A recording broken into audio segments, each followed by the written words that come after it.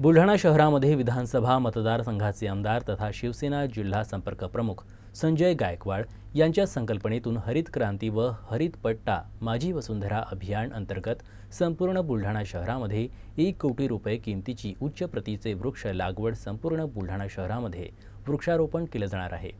या वृक्षारोपणाची सुरुवात शिवसेना आमदार संजय गायकवाड यांनी केली।